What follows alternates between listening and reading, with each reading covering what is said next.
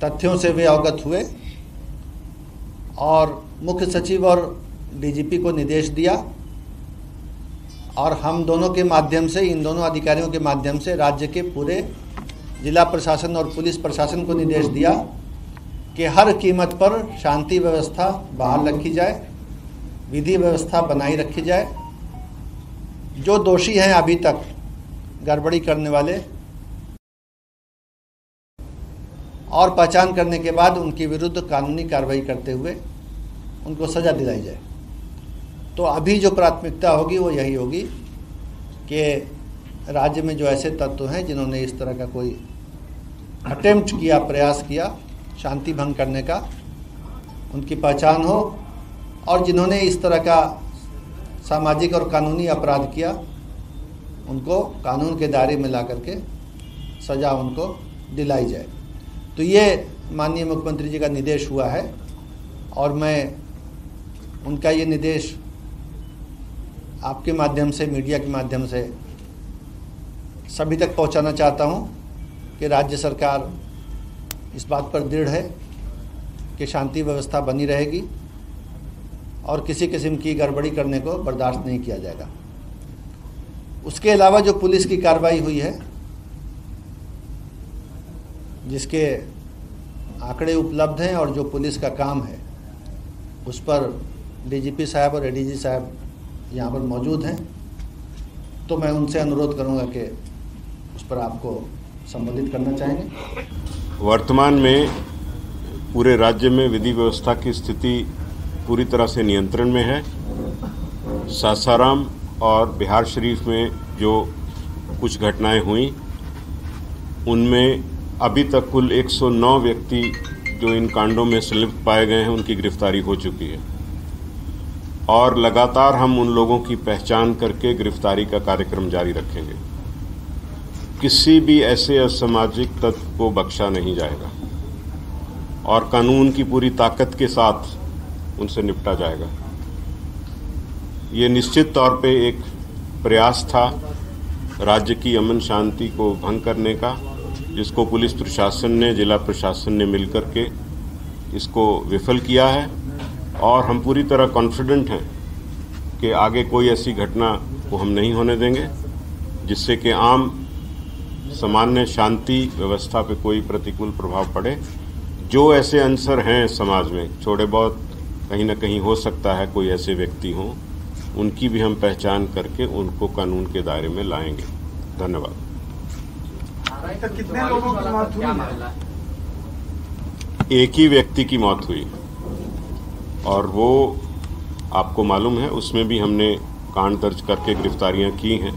और बाकी कुछ नई बात इसमें ये है कि जो सासाराम में कुछ लोग बम से जख्मी थे, कल रात में ही हमने यहाँ से एफएसएल की टीम और डॉग स्क्वाड को भेज करके सुबह 5 बजे हमारी एफएसएल की टीम पहुँच गई थी और उसने जांच करके जो वहाँ पे अंश मिला था एक्सप्लोसिव सब्सटेंस का, उससे हमने ये साबित कर लिया कि वो किसी तरह का किसी के ऊपर हमला नहीं था। वो व्यक्ति स्वयं ही या तो बम बना रहे थे या उसको हैंडल कर रहे थे।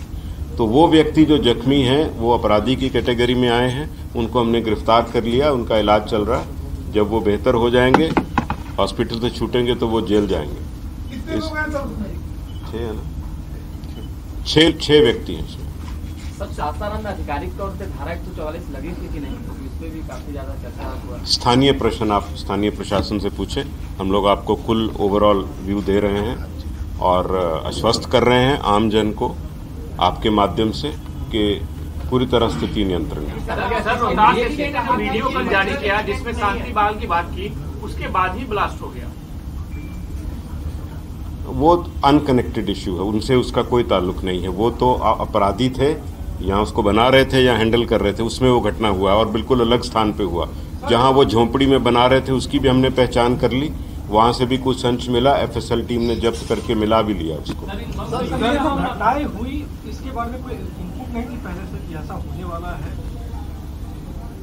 देखिए, हर चीज की इनपुट होना एक पहलू है। जैसे मुख्य सचिव महोदय ने कहा, 1832 जुलूस पूरे राज्य में चल रहे थे रामनवमी के अवसर पर, और ये 2 स्थानों को छोड़ करके बाकी सारे सफल रूप से संपन्न हुए हैं, तो निश्चित ही जो इनपुट थी, जो उसके आधार पे प्लानिंग थी, फोर्स डिप्लॉयमेंट थी, वो सही रूप से की गई।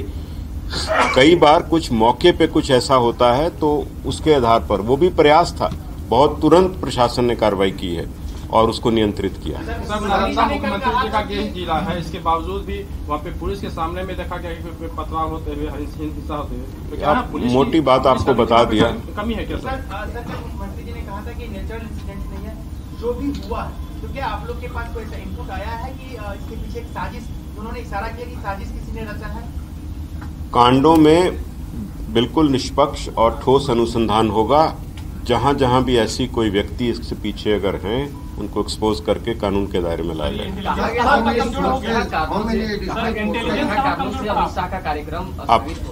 Sir, how many additional forces have been deployed for this, festivities and all this? And second thing, sir, is there any additional paramilitary forces which were asked by? सो रामनवमी के अवसर पर हर वर्ष कुछ अतिरिक्त बल, केंद्रीय बल मांग किए जाते हैं। उसी के तहत इस बार भी कुछ मांग किए गए हैं और ये घटना के बाद भी हमने कुछ कल रात्रि में भी मांग की थी। उसमें हमको 4 कंपनी और बल मिला है देर रात्रि में, जो आज दिन में पहुंच गया है। सर, क्या बिहार पुलिस सोशल मीडिया पर भी? आपने एक और बात पूछा था।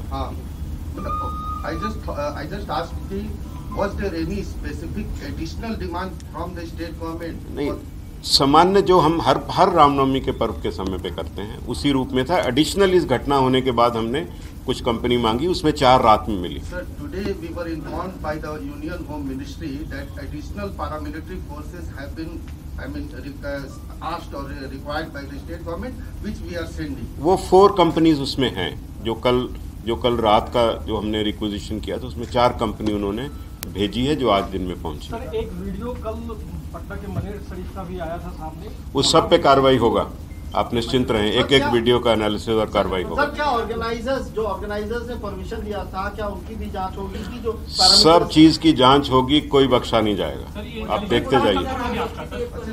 बिना लाइसेंस के कोई जुलूस थे क्या, जो कि was there any जुलूस which was without license? नहीं, they were taking out नहीं, सब जुलूस को विधिवत लाइसेंस और उसमें निर्धारित शर्तें होती हैं लाइसेंस की, उसके तहत हैं। लेकिन हाँ, कहीं अगर उल्लंघन है, वो सब की तो जांच होगी, सब चीज फुटेज की जांच होगी, आपको बताया जाएगा ड्यू कोर्स। अब मैं अपर मुख्य सचिव, मुख्य सचिव महोदय से एक सवाल है। 144 लगा था या नहीं, इसको लेकर के कंट्रोवर्सी है, तो आप लोग स्थिति स्पष्ट कर दें कि क्या लगा था या नहीं। देखिए, ये बता दिया गया कि स्थानीय प्रशासन से स्थानीय मुद्दे पूछे जाएं। इस प्रेस कॉन्फ्रेंस में हम लोगों ने यहाँ पर राज्य की स्थिति आपको बता दी है और जो तैयारियां थी और जो स्टेप लिए गए, जो गिरफ्तारियां हुआ, वो बता दी हैं। धन्यवाद, थैंक यू।